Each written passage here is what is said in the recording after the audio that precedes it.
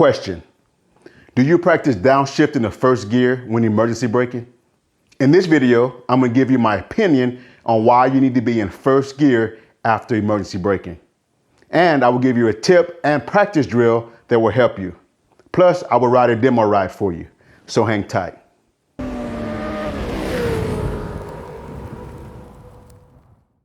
Hey, I'm Paul the Motor Guy, and welcome to my channel, where I pass on riding tips, practice drills, and defensive riding strategies. Now, I'm a rider coach, a motorcycle sergeant, and owner and instructor at ProRider Central Texas. Now, I know there are many opinions on this topic, and some say the most important thing is getting stopped. Now, although this is a true statement, I think it's only half the battle. Now, for me, getting stopped is here, and being in the correct gear is here. They both go hand in hand. So, here's a scenario. You're riding down the highway at about 70 miles per hour in 6th gear, when traffic suddenly comes to a complete stop in front of you. But because you've been practicing emergency braking, you were able to get stopped before striking the vehicle in front of you. But as you're checking your rearview mirror, you see an 18-wheeler behind you that's not stopping. Now, let me ask you, what are your chances of pulling off to escape this deadly hazard while in 6th gear? What about 5th gear? Now, to be honest, you'll probably have trouble pulling off in 2nd gear due to the adrenaline. So, because of this, you're struck from behind. Now, I tell my students that if you get stopped in time, but then get struck from behind, you've only passed half the test. So now let's talk about what you can do to give yourself a chance to pass the second half of the test. So, in my advanced course, we do an emergency braking exercise, and most riders have trouble getting into 1st gear from 2nd gear at 20 and 25 miles per hour.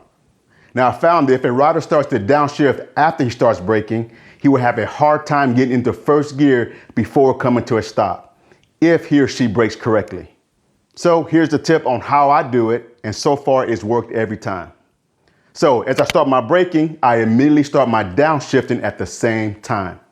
And I continue to downshift hard until the shift lever can't go any further. So this is what it looks like.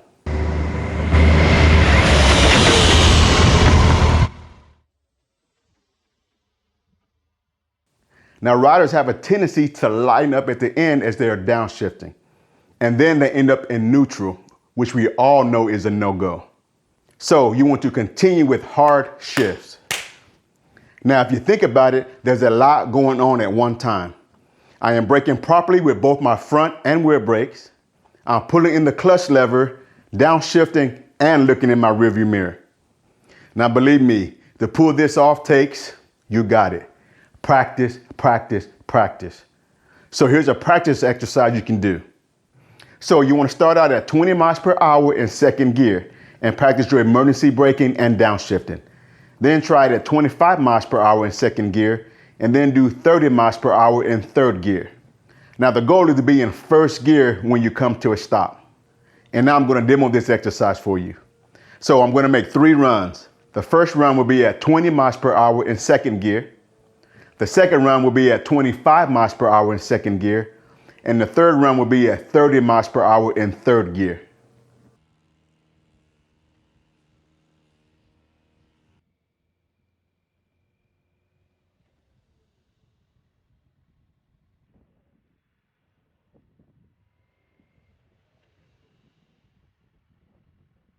Now, this needs to be automatic, and the only way you can get there is through practice. Now, I hope this video gives you something to think about and shows you the importance of being in the correct gear after emergency braking. So my thing is, why only practice to pass half the test? If you found value in this video, smash that like button and don't forget to subscribe. And until next time, practice, practice, practice, and ride safe.